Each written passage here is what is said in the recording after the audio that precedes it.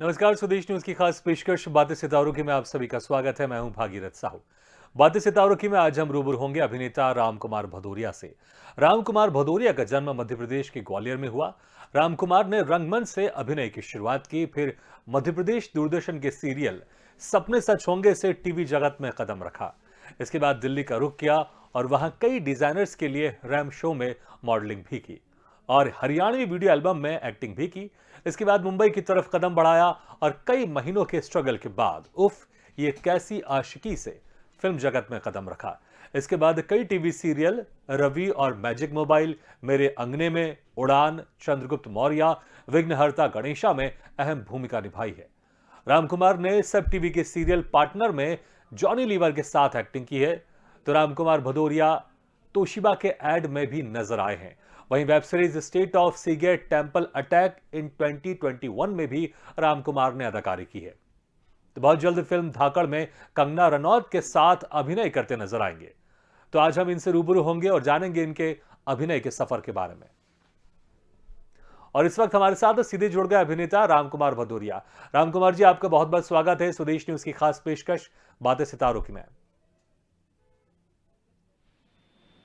जी रामकुमार जी, आपके पिताजी आर्मी में थे, तो फिर कैसे आपका इस एक्टिंग की फील्ड में आना हुआ? क्योंकि अक्सर हमने देखा है जिनके फादर पेरेंट्स डिफेंस में रहते हैं, वो भी चाहते हैं कि उनकी बेटी भी डिफेंस में जाए। तो कभी ऐसा हुआ होगा कि आपको बोला होगा कि आप भी आर्मी में जाएं?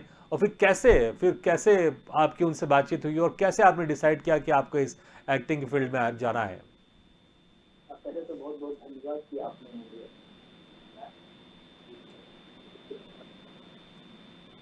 आगे ये बताना चाहूँगा आपको कि मैं शायद लकीली मतलब खुशकिस्मत हूँ इस बात के लिए कि मेरे पेरेंट्स ने कभी मुझसे किसी चीज़ को थोपा नहीं। हम्म। वो हमेशा कहते थे कि जो हम कहेंगे शायद वो तुम करोगे, वो इतना बेहतर नहीं कर पाओगे, जो तुम करना चाहते हो उसे तुम करोगे तो शायद ज़्यादा बेहतर करोगे। तो जी। वही बात, हाँ वही थी कि क्या क्या सपना था या तो मैं आर्मी में जाऊँ या फिर मैं एक्टर बनूँ। तो घर वालों से कभी आर्मी के लिए बोला तो उन्होंने बहुत नज़दीक से रामकुमार जी, पढ़ाई थोड़ी सी आर्मी। आवाज आपकी साफ नहीं आ रही है। हम कोशिश करेंगे कि ये जो आवाज की जो प्रॉब्लम है वो ठीक हो। और इसके पहले हम आपको जो बारे में हम बता रहे थे दर्शकों को, हम जरा और आपके बारे में बता देते हैं दर्शकों को कि रामकुमार का जन्म ग्वालियर में हुआ और रंगमंच से इन्होंने शुरुआत की।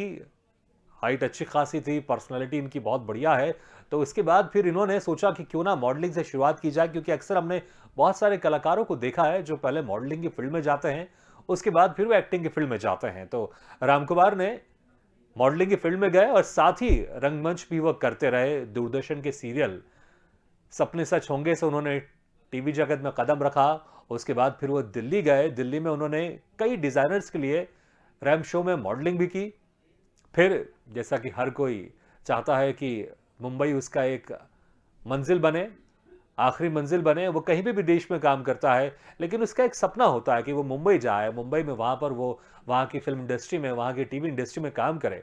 और इसी सपने को लेकर रामकुमार भी मुंबई गए और फिर कई महीनों के स्ट्रगल के बाद उन्होंने एक फिल्म उफ ये कैसी आशिकी से फिल्म जगत में कदम रखा।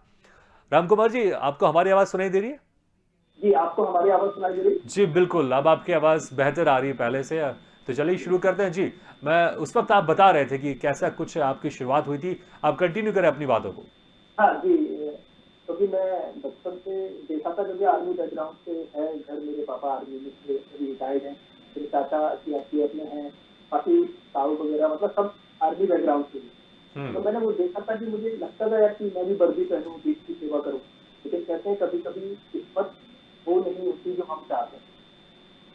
तो मैंने घर पे बोला भी पापा से कि मुझे आर्मी में जाना है, पर शायद इसमें बहुत नज़दीकी से वो चीज़ें हुई या फिर मेरी किस्मत सही है कि शायद मुझे आर्मी में नौकरी नसीब नहीं। हुँ। मैंने उन्हें पूछा कि अगर मैं आर्मी में आप नहीं जाने देना चाहते हो तो मुझे एक्टर बनना है। जी। तो उन्होंने कहा कि ठीक है, अच्छा है तूने कम से कम बता दिया। अगर तुम शायद हम कुछ ज़बरदस्ती कराते उसके बाद शायद तुम ये कदम लेते तो चीज़ें बहुत मिसमैच हो जाती।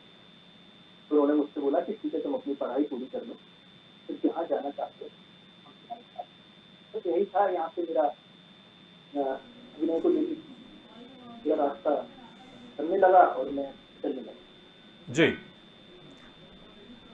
जी राम जी, बात तो आपकी बड़ी इंटरेस्टिंग हो रही है और जैसा कि आप बता रहे थे कि आपके जो फादर है वो आर्मी में थे और हम दर्शकों को ये भी बताना चाहेंगे कि जब कारगिल का युद्ध हुआ था तो आपके फादर ने इस कारगिल युद्ध में वो शरीक हुए थे और दुश्मनों से लोहा लिया था। तो इस बारे में भी हम आपसे चर्चा करेंगे। थोड़ी सी हम कोशिश कर रहे हैं कि जो वॉइस है और क्लियर आ जाए तो बातचीत में और आनंद आएगा और मजा आएगा। जी राम कुमार जी, उम्मीद करते हैं कि अब जो आवाज है और बेहतर आएगी जो पहले से। राम कुमार जी, जी। जिस तरह से जब आपने शुरुआत की तो बिल्कुल आपके फादर ने कहा कि जो चर्चा हुई आपको आर्मी जाने को लेकर और सपना भी था, लेकिन कहीं ना कहीं एक था, एक जो आपकी डेस्टिनी थी वो इस इंडस्ट्री में आने की थी। तो शुरुआत आपने दूरदर्शन से की आपने, उसके बाद फिर आपने मॉडलिंग भी की, आप दिल्ली में गए। तो जो मॉडलिंग का जो सफर था दिल्ली में जाने का, वो कैसा रहा, वहां का एक्सपीरियंस कैसा था? वहाँ का एक्सपीरियंस मतलब मेरे लिए तो नया ही था। एक छोटे से शहर से गया हूँ, ग्वालियर, जहाँ इतना ज्यादा कुछ नहीं है। जब मैं फर्स्ट टाइम वहाँ गया तो वहाँ मॉडलिंग करने के बाद मुझे एक फर्स्ट एल्बम मिली हरियाणवी। जी। तो उसमें मुझे एक सॉन्ग मतलब एक गर्ल के साथ उस सॉन्ग में मेरे साथ थी वो, तो मुझे उसको हाथ में पकड़ के गोदी में उठाना था। जी। अब पर्टिकुलर मेरे लिए तो नई बात थी ना, तो क्योंकि बाकी यहाँ पे ये सब नहीं देखा था। हाँ। तो जब मैं जैसे लाइट कैमरा एक्शन हुआ और उसके बाद जब मुझे उसे नजदीक जाके गोदी में उठाना था, तो एक्चुअली मेरा हैंड चिपरिंग कर रहा था, ऐसे हाँ। ऐसे कर रहा था। तो वो मेरी को एक्टर जाके हाँ। बोलती है डायरेक्टर से कि सर ये तो खुद कांप रहा है, ये मुझे क्या उठाएगा। तो फिर हाँ। वो शूटिंग थोड़ी देर के लिए वहाँ रोकनी पड़ी और वो मुझे लेके गए अपने साथ जी। और बगल में बोला कि देखो ये अभिनय है, तुम ये समझो कि तुम अपनी बहन के साथ हो या अपनी माँ के साथ हो, मतलब एक फील ऐसा रखो और बाकी जी। तुम दिमाग में कुछ मत ऐसे लेके आओ। मैंने बोला सर मुझे लगा कि अगर मैंने उठाया कहीं ऐसा वैसा हुआ, उसने थप्पड़ मार दिया या डांट दिया। सर ने बोला ऐसा कुछ नहीं है, तुम इतना मत घबराओ। हाँ। तो फिर उसके बाद हाँ, वहीं से मुझे ये चीजें समझ में आई कि आपको फील करना है, आप उसको कैसे फील कर सकते हो। आप जी। एक तो बहन से मिल रहे हो, माँ से मिल रहे हो, अपने लवर से मिल रहे हो या पत्नी से मिल रहे हो, मतलब एक फील आप रखते हो। एक्टिंग वही है, एक्टिंग फीलिंग है, एक्टिंग की नहीं जाती है, वो होती है अंदर से। जी। तो मतलब पहला मैं अपना ये एल्बम ऐसे पूरी कर पाया। अच्छा राम जी, एक मैं सवाल करूंगा मैं आपसे, लेकिन पहले हाँ, उसके पहले मैं जानना चाहता हूं आपकी हाइट कितनी है आपकी? मेरी 6'2" है। जी 6'2"। और देखिए हाँ, जब आप इतने बड़े डिलडॉल 6'2" हाइट वाले, अच्छी तगड़ी आपकी बॉडी, बिल्कुल वजनदार, लेकिन जब वो सीन करने की बारी आई तो आपके हाथ कपकपा रहे थे। बिल्कुल सब लोग हंस रहे थे, मतलब वहां पर सब हंस रहे थे। डायरेक्टर तो ने बड़ा सबको ही डांटा। इंटरेस्टिंग वो नजारा होगा कि इतना लंबा चौड़ा लड़का, बिल्कुल इतनी हैंडसम पर्सनैलिटी, 6 फीट 2 इंच का हाइट का, उसके हाथ कपकपा रहे हैं। बिल्कुल। और यही दूसरा सीन हुआ जब मैं भोपाल का सीरियल कर रहा था अपना सपने सच होंगे DD1 का। जी। उसमें भी मुझे मेरी को एक्टर को, मतलब मैं पास होके आता हूँ, बहुत खुश था, को एक्टर को मुझे वहां में लेके और घूमना था। हाँ। तो वहां पे भी ऐसा हुआ। तो डायरेक्टर ने वहां पे मुझे एक कमरे में ले जाके आधे घंटे तक बंद कर दिया, मुझे और उसको एक्टर को। अच्छा। और बोला कि जब तुम वापस में एक दूसरे के साथ मतलब प्रेमी जैसा बर्ताव करोगे तभी मैं तुम्हें बाहर निकलने दूंगा। जी। तो ये कुछ को इंसिडेंट थे, क्योंकि मैं ग्वालियर से हूँ और यहाँ पे तो ये सब चीजें बहुत बड़ी मानी जाती है। हाँ। हाँ, तो ये सब हुआ और फिर धीरे धीरे धीरे आज कोई प्रॉब्लम नहीं, आज चीजें हो जाती हैं। बिल्कुल, तो आप धीरे धीरे आप एक्सपर्ट हो गए इन चीजों को लेकर। अच्छा ये बताया, जब दिल्ली में गए थे हाँ, आप, दिल्ली में इस तरह की चीजें हुई, उसके बाद जब मुंबई गए होंगे, तो मुंबई तो बिल्कुल और ज्यादा ग्लैमर इंडस्ट्री है। तो मुंबई का सफर कैसा रहा आपका? मुंबई में शुरुआती स्ट्रगल कैसा रहा आपका वहां का? हाँ, मुंबई में देखो क्या था। मैं जब यहाँ से मुंबई गया तो बस अपने घर वालों का, कहते हैं ना, मम्मी पापा का आशीर्वाद लेके, दोस्तों की शुभकामनाएं लेके जी। मैं चला जाता। क्योंकि वहां पे कोई भी, क्योंकि हमारे दूर दूर तक हमारे परिवार में कोई भी इस बैकग्राउंड या इस चीज से जुड़ा हुआ नहीं। हम्म। तो जब मैं वहां गया तो बिल्कुल ऑफिशियली मुंबई तो बड़ी थी हमारे लिए, काफी बड़ी मुंबई की, बड़ी बड़ी चीजें, बड़ी बड़ी बिल्डिंगें, ये सारा कुछ तो मेरे लिए वाकई में नया ही था। पर हौसला बहुत था, क्योंकि कहते हैं ना कि अगर हमारा परिवार हमारे साथ है ना तो हम कहीं पे भी कुछ भी कर सकते हैं, क्योंकि जी। वो एक सपोर्ट होता है। तो जब भी मैं कभी माँ से बात करता था, मेरी माँ बहुत क्लोज है मेरे, तो मैं जब जी। भी बात करता था मैं उनसे बोलता था मम्मी यार मुझे नहीं लगता कि हो जाएगा। तो मम्मी बोलती थी नहीं तू कर पाएगा। क्योंकि जब हम कहते हैं ना कि अगर हमारी मर्जी के बिना सब कुछ, मतलब ऊपर वाला चाहता है, उसकी मर्जी से हर पत्ता हिलता है, तो अगर उसने मुझे यहाँ तक लेके आया है तो कहीं कुछ ना कुछ जरूर सोच के रखा होगा। जी।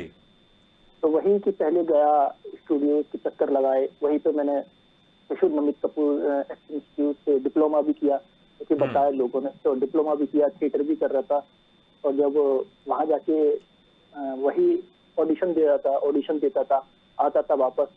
बस इसी बीच एक कॉल आया, सबसे पहला मैंने सीरियल किया था हमारी सिस्टर दीदी, जो जी। जी पे आता था। हाँ, तो बस फिर वहीं से चीजें होने लगी। और फिर आज तक भगवान की कृपा से बिल्कुल अपने काम कर ही रहा हूँ, कभी बैठा नहीं। जी। और मैं अपनी एक्टिंग से बहुत संतुष्ट हूँ कि मुंबई में बहुत काम है। हम्म। और मुंबई जब मैंने काम किया तो ये सीखा कि अगर आप काम करना चाहते हो तो आपको काम मिलेगा। बाकी जो लोग बोलते हैं कि नहीं यार, हमें किसी की जुगाड़ चाहिए या गॉड फादर चाहिए या ये सारी चीजें, पर मुझे नहीं लगता कि इतना सारी चीजें मायने नहीं रखती हैं। अगर आपके अंदर टैलेंट है हम्म। और आप अपने आप को प्रूव कर सकते हो तो आपको काम मिलेगा, और ढेर सारा काम मिलेगा, लोगों की शुभकामनाएं और लोगों का सपोर्ट भी मिलेगा। बिल्कुल। और आजकल तो जब से ओटीटी प्लेटफॉर्म चालू हुआ है, वेब सीरीज शुरू हुई बिल्कुल। है, तो काम तो मुझे लगता है बहुत सारा है अब। कभी कभी ऐसा जी, लगता है शायद कलाकार कम पड़ जाते होंगे, इतना सारा काम होता होगा। अच्छा राम बिल्कुल कुमार बिल्कुल। जी, आपने सब टीवी के एक सीरियल है पार्टनर, उसमें आपने जॉनी लीवर के साथ आपने काम किया है।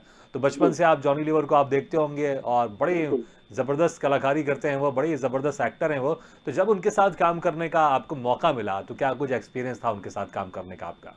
जी, वो बहुत डाउन टू अर्थ हैं और इतने अच्छे हैं कि देखो हमारे लिए तो बहुत सीनियर हैं। और जब हम्म। आप किसी सीनियर के साथ काम करते हो, जब भी मैं अपने कमरे में कभी जब हमारा सीन हो जाता था, मैं बैठ जाता था, तो धोनी सर अगर वहां से निकलते थे तो बाकायदा गेट बजा के बोलते थे, अरे भदौरिया फ्री हो तो आ जाऊं क्या? मतलब हम्म। आप इतना बड़ा आर्टिस्ट, मतलब वाकई में बहुत डाउन टू अर्थ है। तो उनसे जी। बैठ के यही चीजों को सीखा। उन्होंने भी यही बताया कि कभी इन दो चक्रों, मतलब इन दो फेर में मत पड़ना कि नहीं यार कोई हमारा गॉड फादर हो, कोई हमें काम देगा। कभी दिमाग हम जैसा सोचते हैं ना, कि अगर आपके दिमाग में, अगर आप अपॉर्चुनिटी को सोचोगे तो आपके आसपास अपॉर्चुनिटी बनती जाएगी। जी। अगर आप बहाना बहाना सोचोगे तो आपके आसपास आपके लाइफ में बहाने ही आएंगे।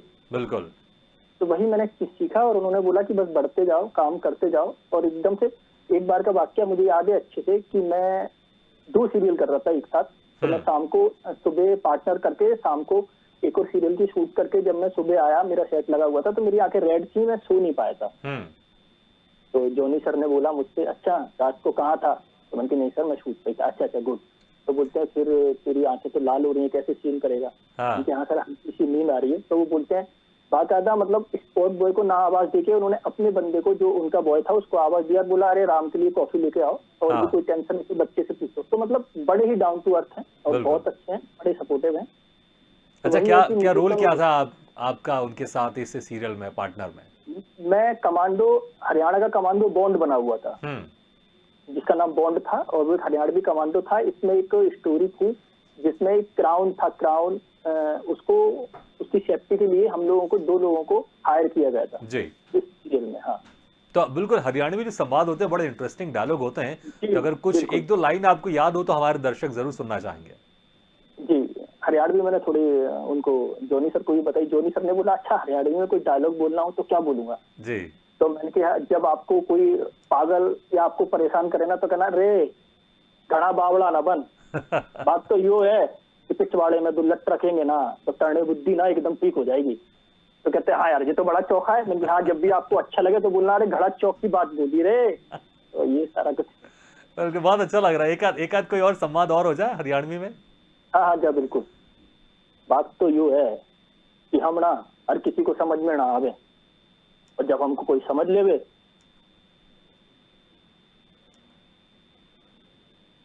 जी।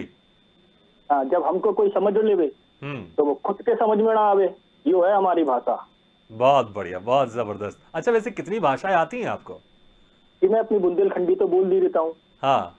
कि भैया क्या कर रहा है दादा, तुम्हें समझ में नहीं आएगा जी हमारी बातें तो बहुत अच्छी होती हैं। अपना ये बुंदेलखंडी है। जी। और एक अपनी पंजाबी है। हाँ। तो उससी ना बहुत चंगे लग दे हो मन्नू। हम्म। बात तो यो है, बात तो ऐसी है कि सोनी कुड़ियों देख के साडा दिल ना लगता नहीं है। बहुत बढ़िया, बहुत वाकई बहुत एक अच्छी बात है कि जितनी सारी भाषाएं आती रही हैं, उस उतनी ज्यादा हमारे पास ऑप्शंस होते हैं, उतनी ज्यादा अपॉर्चुनिटी होती है काम करने को लेकर। अच्छा, धार्मिक सीरियल एक विघ्नहर्ता गणेशा, इसमें भी आपने अहम भूमिका निभाई है। तो कैसा रहा धार्मिक सीरियल में काम करने का एक्सपीरियंस? और हम देख रहे हैं तस्वीरों में आपकी बहुत सारे जो बिल्कुल जो धार्मिक वाले गेटअप होते हैं, उस गेटअप में हैं आप। तो कैसा एक्सपीरियंस था और इसमें क्या किरदार था आपका? एक्चुअली क्या मैं देखा जाए तो बचपन से ही मैं थोड़ा-सा आध्यात्मिक हूँ और हम्म। ये बात फैक्ट है जो मैंने अभी बोला था कि अगर आप अपने आस-पास जैसा सोचेंगे वैसा ही माहौल हो जाता है। जी। आप बिल्कुल वैसे ही बन जाते हैं जैसे आपकी सोच है। तो पता नहीं क्यों मैं अभी तक जो भी मैंने अपना हिस्टोरिकल और माइथो मतलब ये 2 सीरियल ही अभी तक अपनी लाइफ में सबसे ज़्यादा किए हुए हैं मैंने। हम्म। तो माइथो मैंने बहुत किए हैं जैसे विघ्नहर्ता गणेशा और इससे पहले शक्तिपीठ का भैरव हम्म। और अपना हिस्टोरिक में चंद्रगुप्त मौर्य जी। और झांसी की रानी, सूर्यपुत्र करण हम्म। मतलब ये सारे सीरियल किए मुझे ज़्यादातर मैंने सीरियल ही किया है। बिल्कुल, तो इसमें से जैसे-जैसे जी, इसमें से कोई संवाद आपको याद है? क्योंकि इतने अच्छे-अच्छे इंटरेस्टिंग आपने किरदार किए हैं, इतने अच्छे और लोकप्रिय सीरियल में आपने काम किया, तो कोई इसमें से कोई डायलॉग आपको याद है? जी बिल्कुल, मैं चंद्रगुप्त मौर्य में धनानंद के सामने था और हुँ, चंद्रगुप्त को बचा रहा था। जी। तो मैंने धनानंद से कहा था, "धनानंद, तूने मेरे पैर और मेरी आँख फोड़ दी, मेरे पैर काट दिए, पर मेरा हौसला आज भी वही है, एक क्षत्रिय राजपूत तेरे सामने अपने 2 कटे पैरों पे खड़ा हुआ है। और सुन धनानंद, तू मुझे क्या मारेगा? आज बच मेरे इस वार से।" और मेरी फिर लड़ाई होती है धनानंद के साथ। हुँ, तो ये डायलॉग था। बिल्कुल, बहुत इंटरेस्टिंग। अच्छा, हम तस्वीरों में देख रहे हैं, एक तस्वीर में आपने महिला का किरदार भी आपने निभाया है, तो कौन-सा सीरियल था जी, ये और क्या कैरेक्टर था आपका ये? ये मेरा ट्रांसजेंडर का कैरेक्टर है और हुँ, ये उल्लू पे सीरीज है गेम ऑफ कर्मा। जी। तो ये अपना 7 एपिसोड की सीरीज है तो 6 एपिसोड टेलीकास्ट हो चुके हैं उल्लू पे। हुँ, अभी ये छल के नाम से जो लास्ट एपिसोड है उसका ट्रेलर आ चुका है जी। और शायद जल्दी ही आप लोगों को देखने को मिलेगा। इसमें मेरा ट्रांसजेंडर का कैरेक्टर है। हाँ। अच्छा, इसमें संवाद थोड़े डिफरेंट किस्म के बोलने पड़ते हैं जब आप ट्रांसजेंडर का आप किरदार हाँ, निभाते हैं, तो आपने इसके लिए क्या कुछ खास तैयारी की थी? और कोई अगर कुछ 2-3 लाइन याद हो तो हमारे दर्शक को बड़ा अच्छा लगेगा। तैयारी यही की थी कि देखो, वही है कि एक एक्टर के लिए ये सबसे अच्छा होता है कि आप जो नहीं होते हो ना, आपको हर दिन वही एक कैरेक्टर के लिए नया चैलेंजिंग लाइफ में एक नई चीज़ों को फेस करना पड़ता है, तो वो बड़ा हुँ, मज़ा आता है।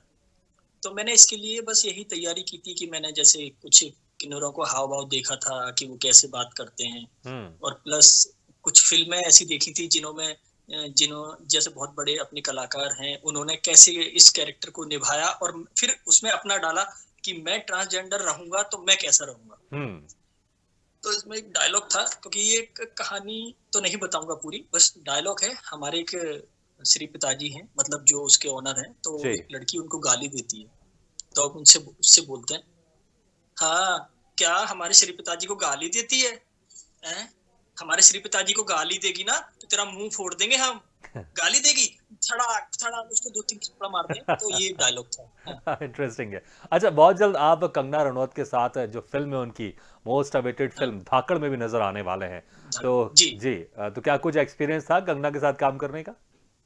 वो भी बहुत डाउन टू अर्थ हैं, बहुत ही हम्बल हैं और बहुत सपोर्टिव भी हैं। जैसा मतलब मुझे काम करके बहुत अच्छा लगा उसमें और भी जो अर्जुन रामपाल हैं, हुँ। दिव्या दत्ता हैं, वो भी बहुत अच्छे एक्टर हैं। जी। अच्छा, जैसे कि पहले पहले आपने ज़िक्र भी किया और हमने भी दर्शकों को बताया कि जो आपके फ़ादर थे, जो आपके फ़ादर हैं वो आर्मी में हैं और ख़ासकर जो जी। कारगिल के समय है, जो जंग हुई थी हुँ, पाकिस्तान के साथ, उस जंग में वो शामिल थे वो। तो जी। कुछ यादें, हालाँकि बहुत छोटे होंगे उस वक़्त आप, लेकिन कुछ यादें आपको याद है अभी कि क्या कुछ घर में किस तरह की बातचीत होती थी और जब पापा से बातचीत होती थी उस बीच में, तो क्या कुछ बातचीत होती थी? अभी भी जब बातचीत होती है मतलब जब का मैं ज़िक्र बात करता हूँ, तो वही थी कि मतलब पापा आर्मी की एक कोर बनी थी बीएसएफ, है हुँ, ना?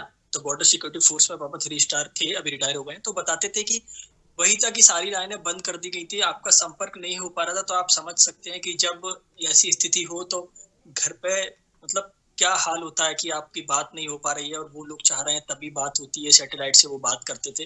हुँ, तो वो सारी स्थिति वो मम्मी से जानता था कि वो दौर बहुत ही एक पैनिक दौर था, लेकिन वही है कि सब ठीक है, निकल गया।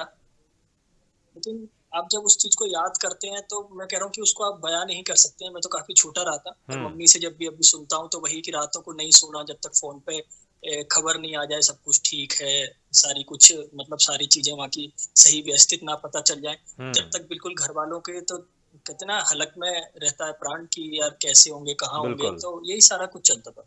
बिल्कुल, उस वक़्त मोबाइल भी नहीं होते थे, लैंडलाइन होती थी, बिल्कुल, तो और हाँ, कईयों के घर में तो लैंडलाइन में नहीं थी, तो वो आसपास घरों में वो इंतजार करते थे कि फोन आ जाए। अच्छा, आप शायरी बिल्कुल। भी लिखते हैं, आप लिखने का भी जी, शौक है जी। आपको, तो कुछ अपनी लिखी हाँ। हुई शायरी हमारे दर्शकों को भी आप सुना दीजिए। जी, बिल्कुल। मैंने लिखा हुआ था जब मैं उस टाइम अभी भी लिखता हूँ, पर अभी जब लिखा था मैंने कि हम चलते हैं, रास्ते अपने आप बन जाते हैं। कारवां भी मिलता है और हम बढ़ते चले जाते हैं। पर कभी ठहरेंगे नहीं, कभी थकेंगे नहीं। मंजिल आएगी, हम बस बढ़ते चले जाते हैं। बहुत बढ़िया। अच्छा, एक तस्वीरों में हम देख रहे हैं, इसमें आप पुलिस वाले बने हुए हैं, बड़े डैशिंग पुलिस वाले दिख रहे हैं, तो कौन सा किरदार है, कौन से सीरियल का किरदार है ये? ये सीरियल का नहीं है, फ़िल्म है तेरी हम्म। खता, हाँ। जिसमें मैं एक करप्ट पुलिस ऑफिसर बना हुआ हूँ। जी। तो ये देखेंगे तो आपको बड़ा अच्छा लगेगा। शायद मेरे अंदाज से, जो जहाँ तक मुझे प्रोडक्शन से रिपोर्ट आई है, कि शायद ये जनवरी में या तो ओटीटी पे या सिनेमाज में आ जी, जाएगी ये फिल्म। बहुत बढ़िया। अच्छा, जो आपका हरियाणवी जो अंदाज था, बुंदेलखंडी अंदाज था, बड़ा ही इंटरेस्टिंग अंदाज था। तो कुछ अगर फोक सॉन्ग या कुछ आप संवाद अगर आप हमारे दर्शक को और सुना दें, तो बड़ा अच्छा लगेगा। मुझे तो पर्सनली बहुत अच्छा लगता है जब आप हरियाणवी में आप डायलॉग बोल रहे थे, आप जब बुंदेलखंडी में आप बोल रहे थे आप।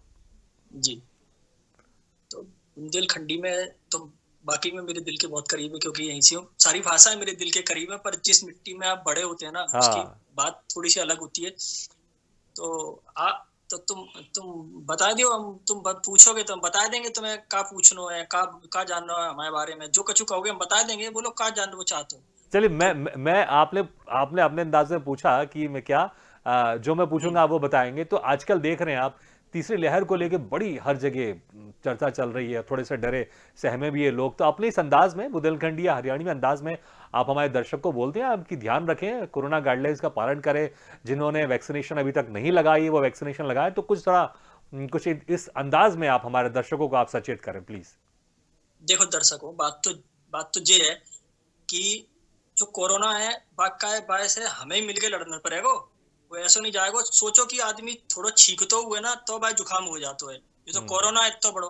तो भैया हम तो यही कहेंगे, हमने तो 2 डोज लगवा ली, तुम भी लगवा लो, अपने घर वालों में ले जाओ। और सबसे एक ही विनती है कि मास्क लगाओ और ज्यादा सेखी में ना रहो, है ना। क्योंकि जो कोरोना है कोई फूफा नहीं है, एकदम आएगा ना ऊपर तो बहुत बहुत टेंशन देगा, अपने उनसे नहीं मिल पाओगे। तो वही आपसे विनती है, जाके डोज लगवाओ और मास्क लगाओ और दूरी बना के रखो। ज्यादा जरूरी ना हो तो फूफा बन के घूमो ना पूरे गाँव में, समझे। बहुत बढ़िया, घर से बहुत तभी निकलो। बहुत जबरदस्त है। हाँ जी। जी, राम कुमार जी, बहुत अच्छा लगा आपसे बातचीत करके, और समय निकालकर आपने हमारे इस कार्यक्रम में शिरकत की, इसके लिए बहुत बहुत शुक्रिया। जी, आपका भी बहुत बहुत धन्यवाद। तो बातें सितारों की में आज हम रूबरू हुए अभिनेता राम कुमार भदौरिया से। अगली बार हम फिर किसी शख्सियत से मुलाकात करेंगे और जानेंगे उनके सफर के बारे में। तब तक के लिए दीजिए इजाजत, लेकिन खबरों का सिलसिला लगातार जारी। आप देखते रहिए स्वदेश न्यूज, सबसे पहले देश।